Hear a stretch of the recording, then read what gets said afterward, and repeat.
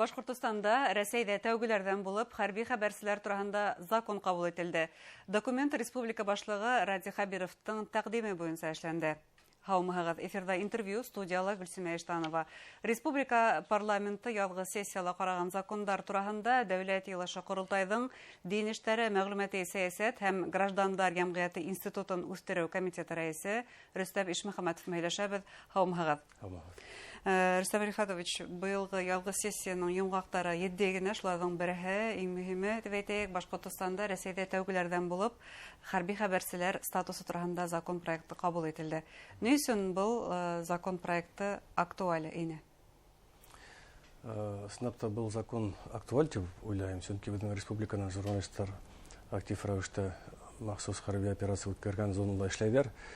Шуга әле вакытта 11 журналист эшләй. Шуга әлбәттә улар үзләрен шундай куркыныч хәлгә куя. Шуга төрле ситуациялар булырга мөмкин. Шуңа без әлбәттә уйланык һәм менә Башкортстан Республикаһы башлыгы Ради Хабиров уның поручениеһы булган. Шуңа без шундый законопроектты әзерләп индердек һәм безнең коллегалар уларда нәтиҗәләрендә поддержка булды. Шуңа бу законның әһәмияте бик зур дип уйлыйм. Ул современный закон. Әйтергә без Россия Федерация кимәлендә беренче төбәк шундый законды кабул иткән. Россия Федерация кимәлендә Госдумала күп кенә ул теманы каранылар, но закон формасында пока юк. Без беренчеләр. Шуңа мин уйлыйм, бу законның социаль яклау буенча әһәмияте бик зур дип уйлыйм. Нинди тәҗрибәгә таяндыгыз бу закон проектын әзерләгән вакытта? Ниндидер депутатларның тәкъдимнәре, төзәтмәләре күп булдымы аны караган вакытта?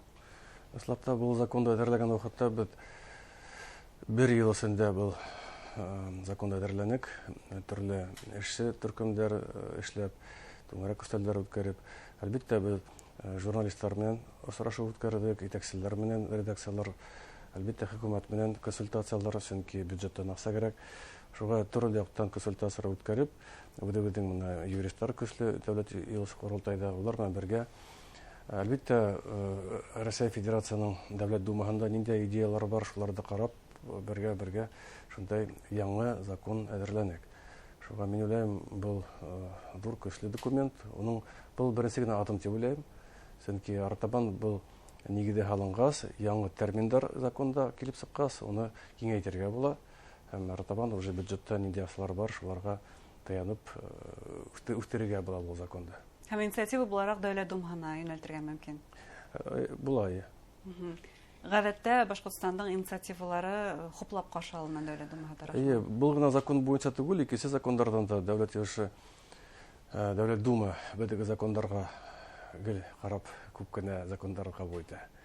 Шуңа без мин уйлыйм, Россия Федерация кимәлендә пример күрһәттек. Рөстәм Рифатович, әйтегез әле, буна статус билдәләнә. Хәзер ул нимәгә карап һәм нисек, нинди социаль яклау бирелә безнең коллегаларга? Яңа терминдарды канунияттә карасак, ниндидер статус яңа булса, уга ниндидер хукук бирелә. Статус хукуксыз булмай. Шуңа без яңа статус бирсәк, мәсәлән, хәрби журналист, уга уның артыннан килә ниндидер хукуклар. Шулай ук бuna журналистика органдары хезмәткәре һәм хәрби журналистика ветераны дигән статуста индерәбез.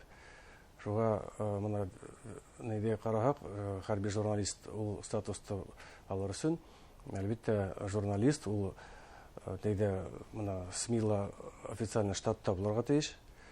СВО нигә зонага җибәрелһә, ул служебный задание барырга тиеш, командированы официально булырга тиеш. Һәм шул вакытта менә уның статусы була инде военный журналист, удостоверение була. Аерым өстәбәтләренең менә работник СМИ дигән шундый статуска, ул журналистка түгел, оператор да, водитель да керергә может быть бергә барган вакытта. Шуга аерым әйтергә була, ошо зонага официально командировка булырга тиеш, официально штатта булырга тиеш, официально издательское задание булырга тиеш. Шуга менә правдивая информация, мәгълүмат килтерү өчен эшләргә тиеш. Шул вакытта гына дәүләт кимәлендә ярдәм була. Инде моны коммерция, төрле журналдар, рекламный журналдан, мәсәлән, журналист барамы. Булмаһа блогер. Блогер, уларга әлбәттә был закон кагылмай. Һәм без шулай ук индердек, менә мәсәлән, әле менә шундый термин бар инде, иностранный агент, мәсәлән. Шуны экстремистик булган төрле оешмаларда катнашкан, или ниндидер менә енәят эшләренә кагылган неләр булса, шул вакытта улар индерелмәй. Ә инде караһак, ветеран, хәрби журналистиканың ветераны, ул вакытта 60 көндән ашу дөйм алганда булһа, менә махсус хәрби операция үткәргән зоналар шул вакытта ул шул статуста ала. Ул 60 көндә теге непрерывно түгел, ә менә 10 көн булган, шуны тагы 20 көн мәсәлән бөтәһе дөйм алганда 60 көн елга, шул вакытта ул хәрби журналистика ветераны статусын ала. Ә журналистлар союзына инү мотлакмы? Юк, ундай чараларда караманык, был ул икенче законга кабул ителә. Без каранык именно социаль яктан яклау турында шул вопросларда күрәбез. Иң мөһиме улар рәсми эш урыны булырга тиеш, һәм рәсми кагыйдәләр булырга тиеш, шартлап торысы уларның командировка турында. Бына пленар утырышта республика башлыгы Радик Хабиров сыгыш яһана һәм һеҙгә депутаттарга махсус хәрби операция яугирларын, уларның ветерандарын хуплаганы, ярдәм кулы һуҙғаны өсөн рәхмәт белдереп китте. Гомумән без гадәттә әйтә киләбез, Башҡортостанда 40-тан ашу ярдәм сараһы бар дип ветерандарыбыҙға һәм яугирҙарыбыҙға. Инде 40-тан ашу дип әйтеү хәҙер дөрөҫ тә түгелдер, ул киңәйтелде, шулай бит. Инде социаль ярдәм саралары әлеге ваҡытта тағы артты. Ул ярдәм саралары әлеге ваҡытта 54. 54 хатта. 54.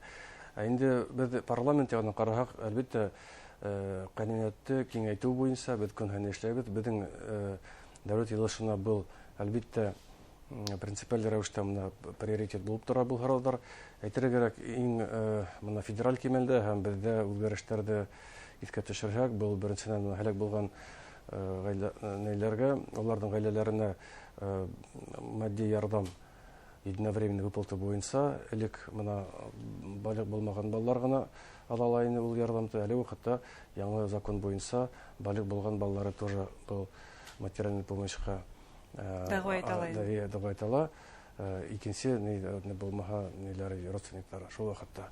Һәм әлбәттә артабан мин уйлыйм законодательство, кануният ягынан булындай неләр үстереп дип уйлыйм. Инде без депутаттар закондар гына түгел, үзебезнең һәрбер депутат үзенең округында актив рәвештә эшләй, шул ук волонтерлар штабтарында эшләй, имени Шаймуратова. Аерым әйткәндә, безнең дәүләт йышы депутаттары үткән 2024 елда без 150 миллионга шундый благотворительность үткәрдек. Әйтергә кирәк, был акчаларга без стройматериалдар, адык-түлек, медикаменттар, автомобильләр, дрондар һәм башка неләрне һатып алып, озатып, шундый гуманитар ярдәм эшләнәк. Моны искә төшерәк, үткән атнада гына булган безнең шулай концерт благотворительный үткәргән ГКСЛ Башкортстанда. Бердәмлектә күз, шуңа онда без 1 миллионда 200 мең акча йыйган, шуларда тоже яңа дрондар алырга җибәреп егетләргә. Шуңа бу эш гуманитарный конвойдар помощь буенча көн һәйнә алып барыла. Депутаттар 2 ердә, үзенең эшендә дәүләт йыш корылтайда депутат буларак һәм үзенең эшендә, артабан округта. Шуңа әлбәттә бу безнең эшебездә приоритет булып тора. Һәм ярдәм саралары турында тагы әйтеп китәйек, бу турыда яугирлар һәм уларның гаилә әгъзалары үзләре хәбәрдар, уларга yetkерелә булган мәгълүмат. Бүген киң саралы мәгълүмат ягынан карайбыз, нидә яшәйбез. Шуңа интернетта бөтә ердә бөтә ниләр бар, хәтта Telegram каналда чат-боттар бар, һәрбер сорауга җавап табарга мөмкин. Шулай да һеҙҙең инициативаларығыҙҙың береһе ул халыҡтың власть структураларына мөрәжәғәтен ябайлаштырыу ине. Үткән сессияның йомғаҡтары буйынса. Бына ошондай төрлө закон проекттар ҡабул иттегеҙ. Әйткәндә, һеҙҙең комитет өсөн ул бик уңышлы ғына сессия булды дип әйтһәк була. Күп кенә проекттарығыҙ ҡаралған, хупланған. Ниндәй актуаль мәсьәләләр, проблемалар өҫтөндә эшләнегеҙ был сессияла?